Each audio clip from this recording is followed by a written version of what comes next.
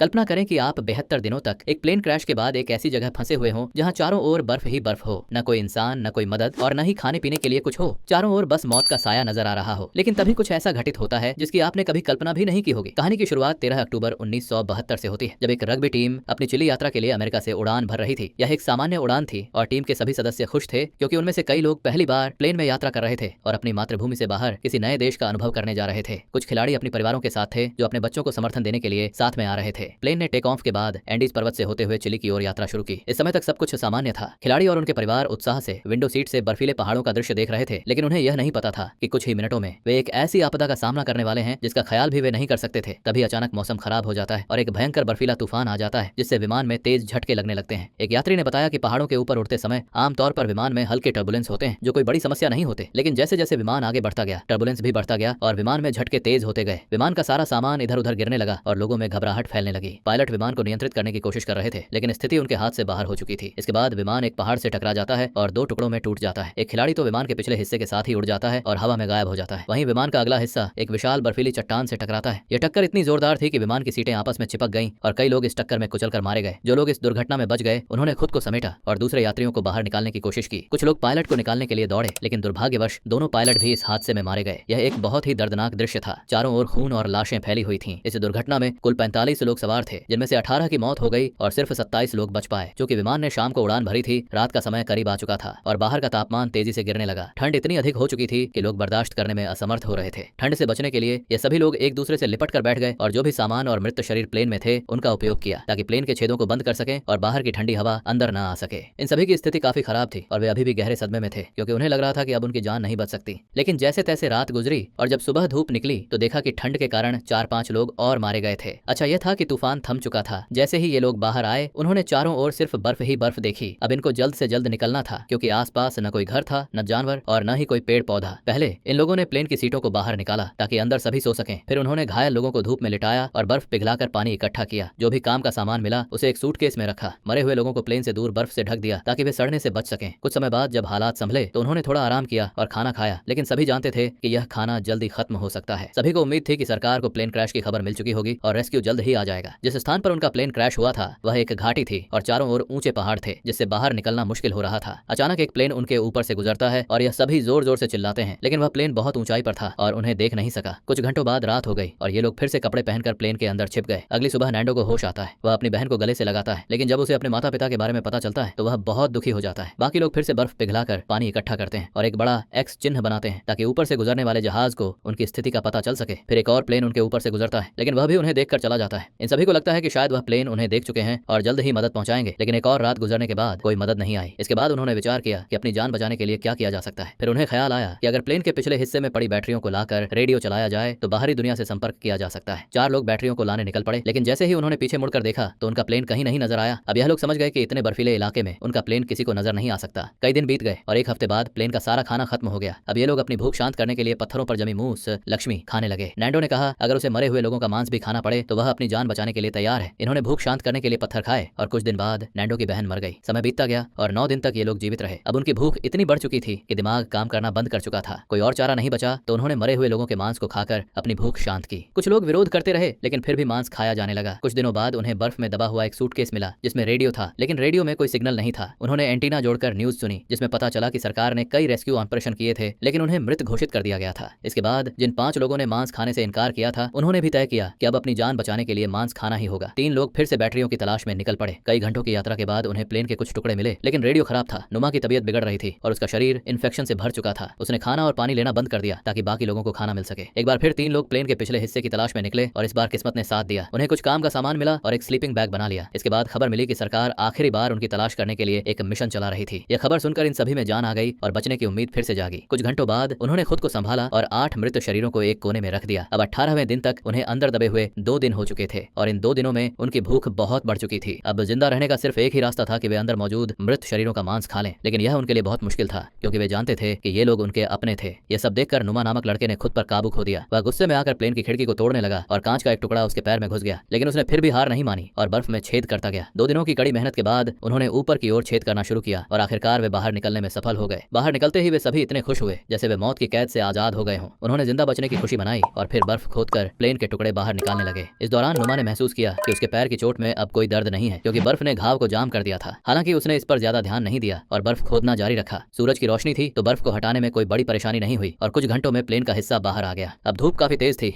और वे प्लेन के पिछले हिस्से की तलाश करने का विचार करने लगे, लेकिन वे नहीं जानते थे कि वे इन बर्फीली रातों का सामना कैसे करेंगे। इसलिए उन्होंने इंतजार करने का फैसला किया, क्योंकि गर्मियों का मौसम आने वाला था और तब चढ़ाई को पार करना आसान होगा। 34 दिन गुजरने के बाद मौसम में थोड़ी राहत आई। जो लोग पहले प्लेन की तलाश में गए थे उनकी तबीयत अभी भी खराब थी और वे अब दोबारा चढ़ाई करने के काबिल नहीं थे। फिर कुछ घंटे बाद एक और बुरी खबर आई। पता चला कि कोको के फेफड़ों में पानी भर चुका है और वह जल्दी ही मरने वाला है। सभी ने उसे बचाने की पूरी कोशिश की, लेकिन वह भी मर गया। उसके बाद उन्होंने उसकी लाश को दफना दिया और उसके द्वारा लिखा गया पत्र संभाल कर रख लिया। 2 दिन और बीत गए और 36वें दिन उन्होंने फैसला किया कि अगर उन्हें अपनी जान बचानी है तो उन्हें जहाज के बैक साइड से बैटरियां लेकर रेडियो पर बाहरी दुनिया से संपर्क करना होगा। अब उनका विश्वास टूटने लगा था, क्योंकि एक एक करके सब मर रहे थे। ग्रुप के 4 लोग, रोबेटो, टिनटिन, नुमा और नांदो, ने फिर से ठंड से बचने के लिए ढेर सारे कपड़े पहनकर प्लेन के टुकड़े तलाशने का फैसला किया। लेकिन कई घंटों की यात्रा के बाद उन्हें प्लेन का कोई टुकड़ा नहीं मिला। तभी नुमा की तबीयत खराब हो गई और वह चक्कर खाकर गिर पड़ा। जब बाकी लोग उसकी मदद के लिए गए तो उन्होंने देखा कि उसके पैर की चोट में इन्फेक्शन फैल चुका था। वे तय करते हैं कि नुमा को वापस नीचे ले जाएंगे, लेकिन नुमा ने मना कर दिया और अकेले ही नीचे जाने का फैसला किया और बाकी सभी से आगे बढ़ने के लिए कहा। नुमा जब प्लेन के पास वापस लौट आया तो उसकी हालत इतनी खराब हो चुकी थी कि वह पहुंचते ही बेहोश हो गया। कुछ समय बाद जब उसे होश आया तो उसने देखा कि उसके साथी प्लेन से बर्फ हटाने की कोशिश कर रहे थे। वह उनकी मदद करना चाहता था, लेकिन कमजोरी के मारे हिल भी नहीं पा रहा था। इसी दौरान वे 3 साथी कई घंटों का सफर तय करने के बाद उस जगह पहुंचे जहां प्लेन का पिछला हिस्सा था, जो क्रैश के बाद चट्टान से टकराकर टूट गया था। उन्होंने बैटरियां और कुछ अन्य सामान पाया, जैसे कपड़े, रम की बोतलें और सिगरेट के पैकेट। उन्होंने बैटरियों को रेडियो में डाला और बाहरी दुनिया से संपर्क बनाने की कोशिश की, लेकिन रेडियो खराब था। उनकी आखिरी उम्मीद भी खत्म हो गई। नुमा की तबीयत और भी खराब होती जा रही थी और उसका इन्फेक्शन पूरे शरीर में फैल चुका था। प्लेन का खाना भी अब खत्म हो चुका था और इसलिए वे सभी एक बार फिर इंसानी मांस खाने लगे। नुमा ने खाना और पानी लेना बंद कर दिया ताकि बाकी लोगों के लिए ज्यादा खाना बच सके, क्योंकि वह जान चुका था कि अब उसकी जान नहीं बचने वाली। कुछ समय बाद ग्रुप के कुछ लोग फिर से प्लेन के पिछले हिस्से तक गए, इस उम्मीद में कि शायद उन्हें कुछ काम का सामान मिल जाए। इस बार उनकी किस्मत ने साथ दिया और उन्हें एक वाटरप्रूफ कपड़ा मिला, जिसे जोड़कर उन्होंने एक स्लीपिंग बैग बना लिया। फिर उन्होंने रेडियो पर खबर सुनी कि प्लेन क्रैश के 58 दिन बाद सरकार एक आखिरी मिशन भेजने वाली है। यह खबर सुनकर सभी में एक नई उम्मीद जगी और जिंदा रहने की एक छोटी सी आशा मिली। कुछ लोग कह रहे थे कि उन्हें यहीं रुककर मदद का इंतजार करना चाहिए, जबकि बाकी का मानना था कि अगर वे यहीं रहें तो कोई भी उन्हें देख नहीं पाएगा। उसी रात नुमा की तबीयत बहुत ज्यादा बिगड़ गई। वह अपनी जिंदगी की आखिरी सांसें गिन रहा था। मरने से पहले उसने अपने दोस्तों से कहा, जब मैं मर जाऊं तो तुम मुझे अपना खाना बना लेना। इन शब्दों के साथ नुमा की मौत हो गई। नुमा की यह अंतिम इच्छा और उसके शब्दों ने बाकी सभी को एक नई ताकत दी। उन्हें नुमा का एक लेटर भी मिला, जिसमें उसने लिखा था कि वह बहुत खुश है कि वह अपने दोस्तों के बीच मर रहा है, क्योंकि उसे इससे बेहतर मौत नहीं मिल सकती। नुमा का यह पत्र पढ़कर बाकी सभी के अंदर एक नया जोश भर गया। कुछ ही समय बाद ग्रुप के 3 लोग